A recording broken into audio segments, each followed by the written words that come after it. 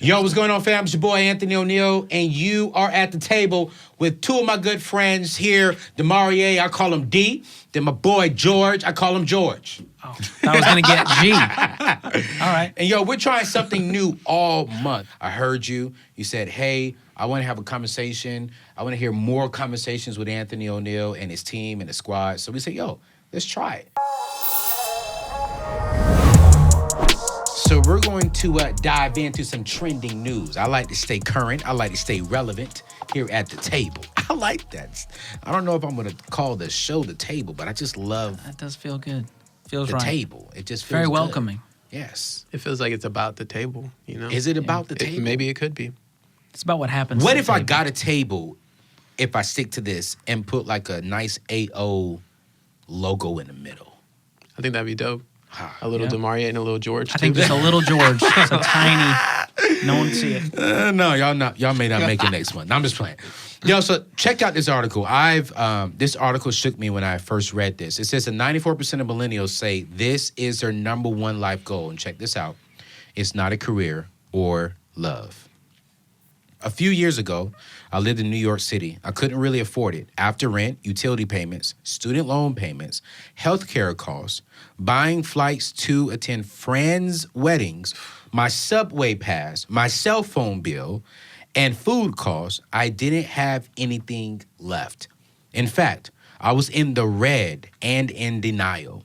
I never paid rent with credit, but constantly put things like my groceries on credit cards. After 3 years, this individual racked up $10,000 in credit card debt. This is a millennial, y'all. He goes on to say, I thought about the debt of all the times. It was a constant source of anxiety and shame. Why couldn't I seem to get it together to earn enough to live on? Why wasn't I making it? I have done all the good stuff. I went to school, got a good education. What's wrong with me? I remember crying on my bed so loudly about one night that one of my roommates poked his head in to check in on me. So according to a poll, it shows that nearly 94% of millennials say this is their number one thing. He says that I do not want to get a house. I do not want to get a car. I do not even want to have a family right now. I just want to become debt-free. So the new American dream has come from not options, like what you talked about last week, but it looks like the American dream now is to become debt-free for millennials. We're all millennials at the table. How does this hit you? Bro, it's sad. Like, I think it's awesome that he wants to do that, but it shows that there's a huge issue.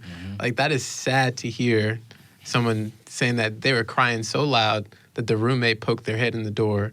And like, bro, you good? Like, that's painful to hear, you know? Yeah. And the fact that, like, dreams are being taken away and replaced with, I just want to be free. Essentially, that's what he's saying is like, I just want to be free of this thing. Yeah. And I've been there before, and that's a hard place to be. Yeah, I can relate with him. I don't know how old this individual is. It doesn't say in the article, but he racked up $10,000 in credit card debt. You know, I racked up $15,000 in credit card debt within a matter of like 5-6 months. And so I can remember what it feels like to have that amount of debt over me, because it wasn't just $15,000 in credit card debt. I even racked up $10,000 in furniture debt. It even took out some student loans when I didn't even need it. And so just to hear, I can hear his pain just from reading this article. George, you're a millennial, young. What are you thinking? Well, you know, we did the Borrowed Future podcast. We talked to so many people starting out their lives saddled with debt. Yeah. And I remember this guy, Josiah, telling me that he didn't even want to start a family because he didn't want to raise a kid in a poverty-stricken home. Yeah. And so to hear these heartbreaking stories and then to hear people going, my dream is to get to net zero. That's what they're trying to do. They're trying to have zero net worth. That's a goal for them. Wow. And it breaks my heart because they can't build wealth at that point. Yeah. You know, if they're going to be 45, the average time it takes to pay off their student loans, 20 years. Yes. Yeah. By the time you graduate to paying it off, you're in your 40s. Yeah. And you're just now going, okay, now I got to save for a house. Now I got to save for my kids' college. It's too late. And so that fear and anxiety just stacks and stacks and stacks as you get older and older. And so the earlier you can get out, the better your life is going to be. That's how it is at the end of the day. It's not to say you can't be happy when you have debt, but it's sure a lot harder when you're crippled by that. And it's all you can think about is how to get to the next payment, how you're going to pay for that thing. And we hear a lot of people talk about, oh, if I have a credit card, I pay it off at the end of every month. These people fall into this. You have the card and you go, well, I got to pay for the wedding. Well, I'll pay it off at the end of the month. Well, at the end of the month, you find out I spent more than I make. And now you're paying 30% interest, and you build this cycle of debt on top of your student loans, on top of the mortgage, on top of the car loan, and it's a lot harder to climb out. So it just breaks my heart hearing stories like this when 94% are going, this is it, net zero. Let me get there, and my life will be great. Yeah. I wish one thing that that really bothers me about this article is it just shows me the lack of education. Because I believe that our high schools and our colleges are doing a good job at teaching our young people how to read, write, process information, and add, but not teaching them how to, the practical skills on, hey, we're going to teach you how to get the job, but we're not going to teach you how to maintain what the job gives you, which is a check. Oh, yeah. And so when I see millennials like this, it reminds me of myself, and I put myself in their shoes. And I'm like, man, if I just had the proper education, I wish someone explained to me exactly what is debt. What am I signing for? Doesn't it bother you that this generation can sign for a student loan but cannot go out there and buy a 6-pack of beer? They can't smoke a cigarette.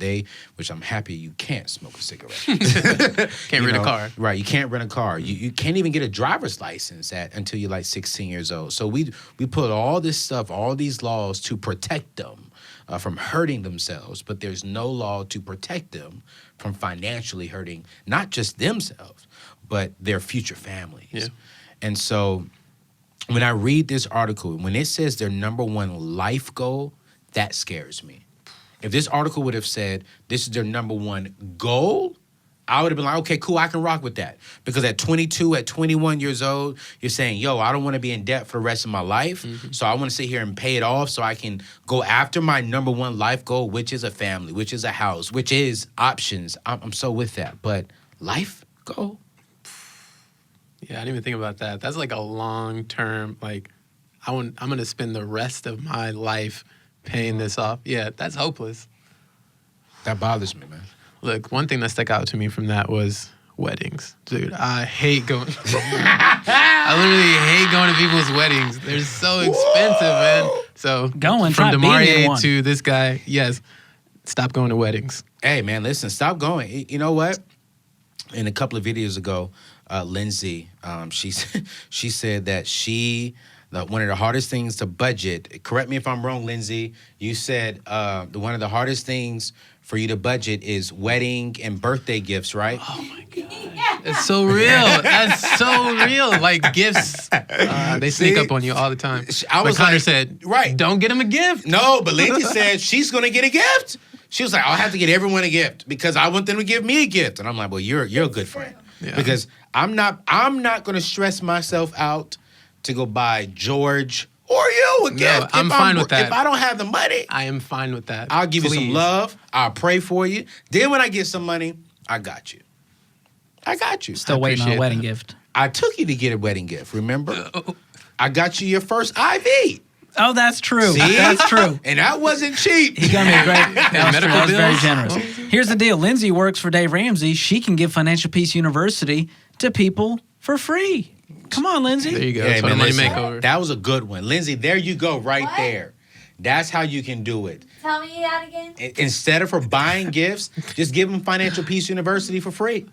You're going to get some lovers What and if some they already haters on have that one. it? What if they already have it? Give them the book Total Money Makeover. What if they already have Debt-free that? degree. Debt-free degree. Signed copy. We got a whole catalog. Yo, if you're just not watching, man, you're sitting at the table with your boy Anthony ONeal. My team is on the other side of the window, and I also have Demarie and George in the building. If you have not subscribed, please do subscribe, you guys. We're talking about just some real life and stuff. And so we're going to go a little bit deeper. I call this the Let's Go Deep segment, and I'm really excited about this. So I really want to hear your thoughts on this too, all right? I want to hear your thoughts on this too. What do you understand today about your life that you did not understand a year ago? That's You know, deep. let's That's go even deep. deeper. What do you understand today about your life that you didn't understand about it when you was a kid? How old as a kid? What are we talking? Any Teenage? Okay. There's a lot I wasn't aware of as a kid. But there's a lot I was aware of too. That's true. They're thinking. They're thinking at the table. I think for me, I've been very selfish and self-focused in the past. Oh, And it's all about me, what people can do for me. And if I do this for you, you better be doing that thing back for me when I need it. did you bring that to your marriage? I brought that for sure. That came up in premarital counseling. Did It comes to every marriage. But I For realized real? that We're all 100%. selfish. Everyone's selfish, right? I'm not selfish. You're single. Is this my camera? You're only self-focused Zoom in. right now. Zoom in. I have the right to be selfish. I thought that too. Here's I the thought thing. that Here's the too. thing. Dave talks about this. Yeah. You know, generous people are attractive people. Yeah. You can't be generous if you're selfish. That's true. And so I've realized that the more others focused that I can be, the more collaborative, the more it's less about me and more about how I can serve and add value to people, the more comes back to me. Now, and this isn't some kind of prosperity gospel type thing. This is saying if you put those kinds of things into the world, you add value to others in a selfless way, Yeah. and you have that self-awareness that says, man, what does Anthony need today? Well, I could tell he's going through something. Let me see what I can do for him. And not in a way that says, Anthony better do this thing back for me, but in a truly selfless way. I think your life is exponentially better because then you're not holding grudges anymore. Wow. You don't have that envy. You don't have that greed. All it's saying is, I've been given this, we had a devotional speaker come through this week, and he's talking about, what is your garden? What has God entrusted you with? And the more I realized, I got to focus on my grass instead of wondering why the other one's greener. And I've been spending too much time going, man, that guy's grass is pretty green. What's he use Scots on that? How do you get it so green? That's good. Instead of tending to my own garden. Yeah. And realizing, wow, God's entrusted me with this. He's put these skills, talents, passions in my heart. And if I'm not using those in the right way, I'm hurting myself and everyone around me. Yeah. And so that's one of the biggest learnings I found is to learn to be selfless and to be self-aware and go, okay, what are my gifts?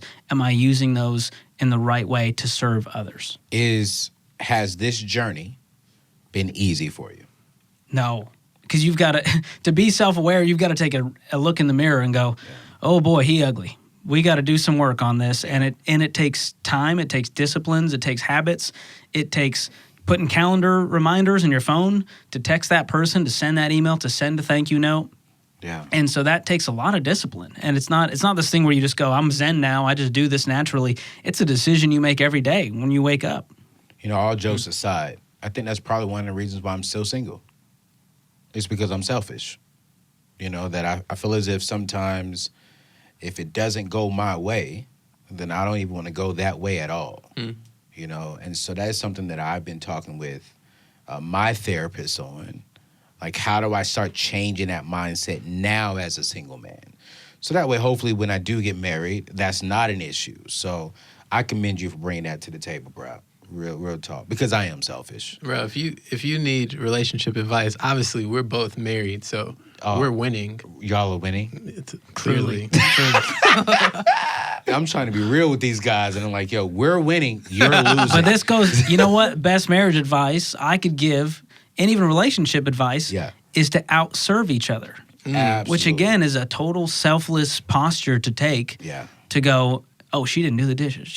Well, you serve her, and naturally what she's going to do is want to serve as well. There's a natural team effort that happens there instead of keeping score, well, I did this, and I did this. And I think a lot of that comes down to figuring out what are the best ways I can serve based on how God wired me. So as men at the table, do we start that, or do we expect them to start that? Bro, I think with anything, start with us. man or woman, if your attitude is, I'm going to wait for them to start it, no one's ever going to start anything. That's a losing attitude. Yeah, you've got to start regardless. And I feel what George is saying. Like, I feel the same way because there's times where, again, the dishes, that's a huge thing. You walk in the house, the dishes aren't done. The first thought can be, why didn't she do the dishes? Yeah, She's yeah. been sitting here Yeah. this whole time. She's been home for how many hours? But instead of doing that, I can just jump in there and do it. Like, if it's on my mind, then God has given me the insight to be like, oh, these dishes need to be done. Maybe she wasn't thinking about it. That's good. Maybe she was doing something else. So having that mindset of like being willing to do the thing that needs to be done, regardless of if it's your turn or your responsibility. So I read a book called For Him Only. Have you guys ever heard of that book?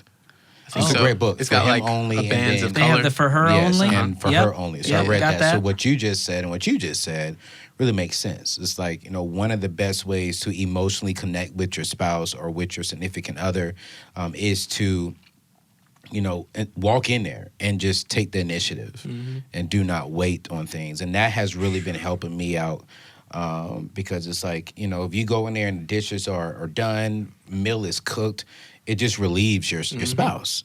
And so I'm like, yo, that's actually pretty cool. And so I think that's one reason why I started picking up cooking, because when I get married, I want to be able to help my wife cook.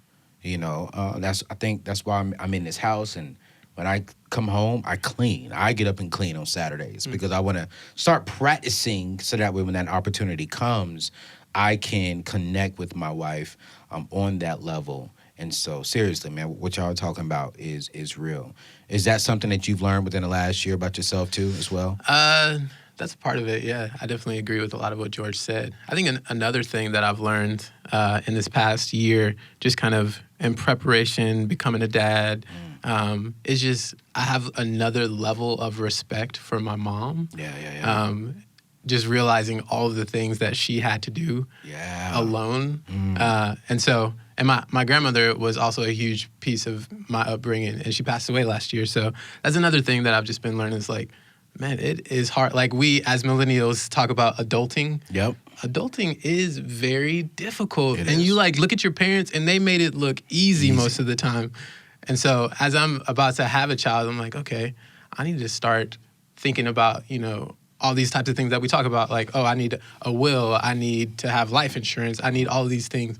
But just getting on the path to like make those things happen takes a level of like ownership. Yeah. Like it's not just gonna passively happen to me. And I've been learning a lot about that. Like I have to be active and initiate my own life and be responsible for the things like we got to do all this stuff of like setting up the baby's room, and like it's making me think like I'm about to be responsible for another person's life. Like this is crazy. Yeah. So it just gives me a level of respect from my mom to be like, man, I'm alive right now because she didn't drop the ball and let me fall out of the crib. Although she did sit on me one time.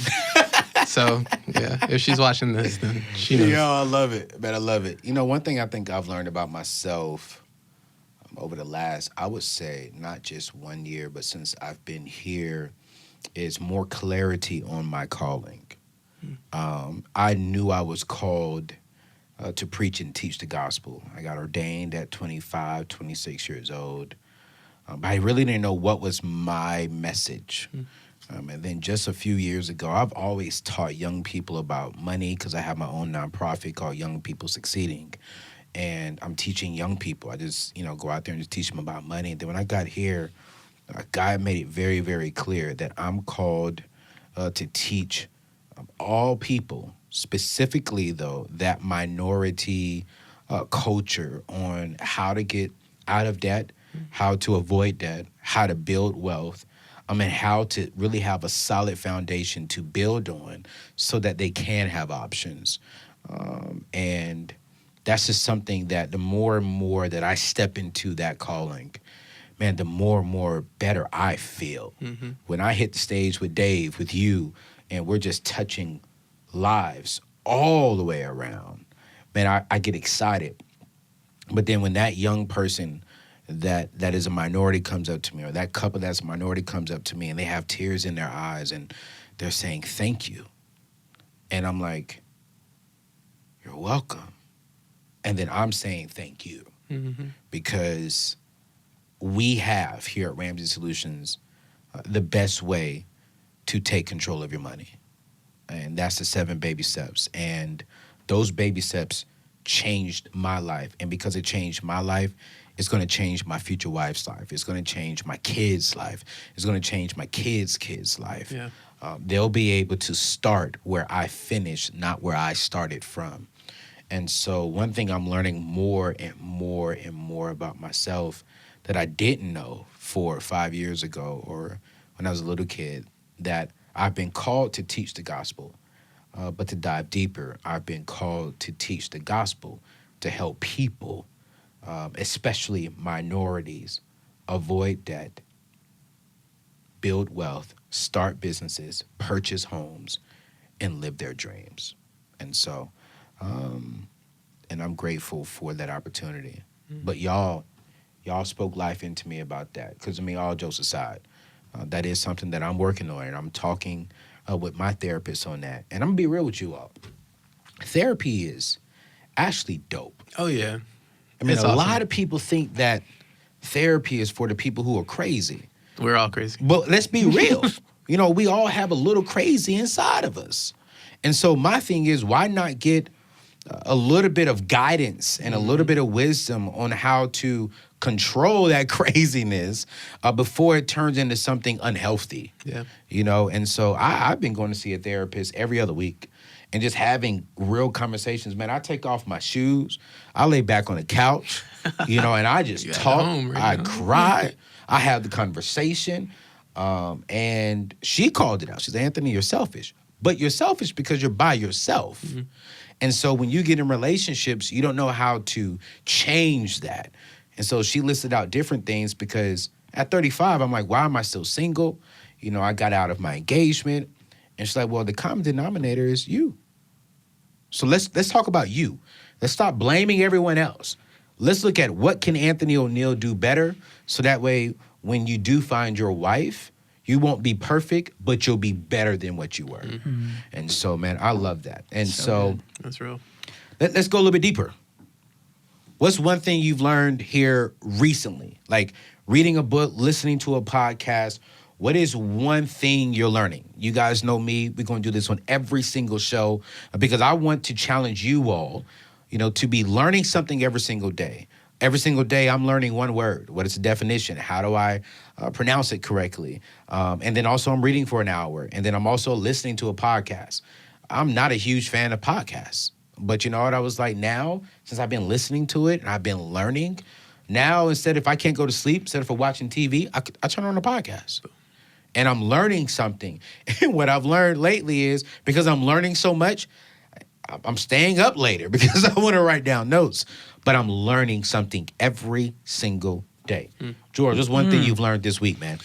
Wow. This If you week, haven't learned anything, just say it. Be honest. Well, you know what? This is an interesting one. I have been researching comedy heavily Wow. because the Ramsey Cruise, Yeah. That's why he's so I've funny. got a performance there doing stand-up. I volunteered, and I Yeah. went, I could do this.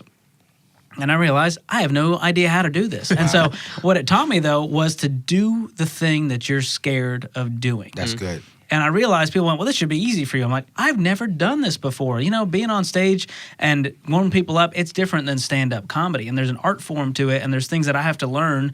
And so the day you think you are the master is the day you failed. Yeah, yeah. And I think having that continuous mindset of, I can be better, I can grow, I can learn. You know, people say, oh, George, you're a naturally funny guy.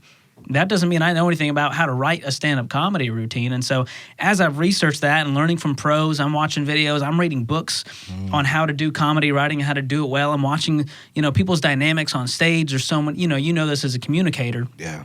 Your physical body language plus your delivery plus the content, every word matters so much. And so I've kind of dove into this, and I just realized I love to do the thing I'm scared of. And it makes me feel alive. You feel an energy when you do the thing where you go, man, that was something I could have just said, nah, I'm going to do what's easy. I'm going to phone it in today.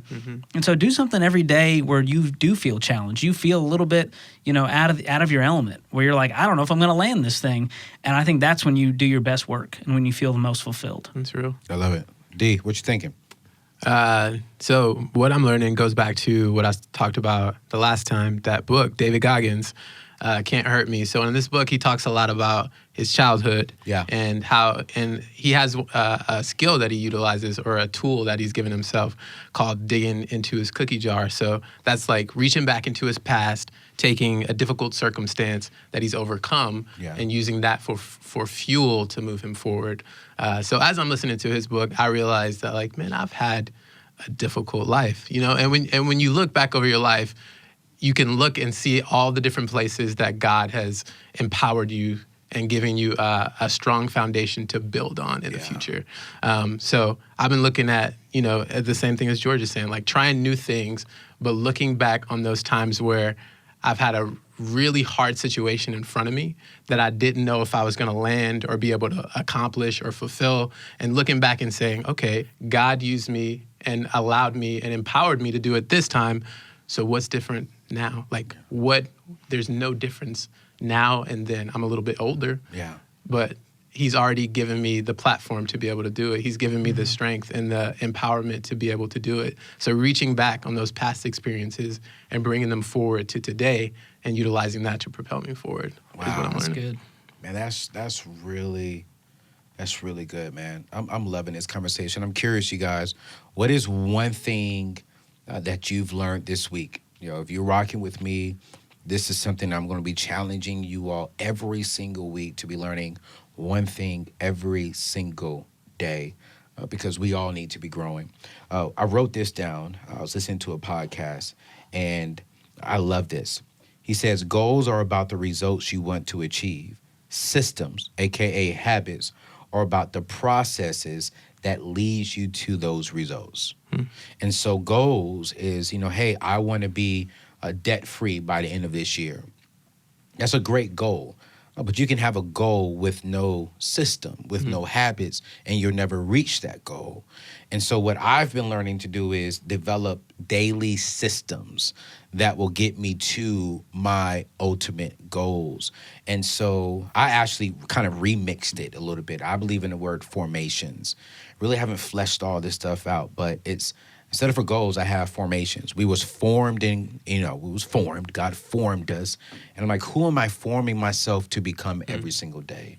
I want to be a great husband one day. I want to be a millionaire to where my net profit is $1 million plus a year. I want to be able to purchase my kids a home when they get married. I want to build their home. I want to purchase their home. I want to give them a nice fat check when they get married. There's a lot of things that I want to do.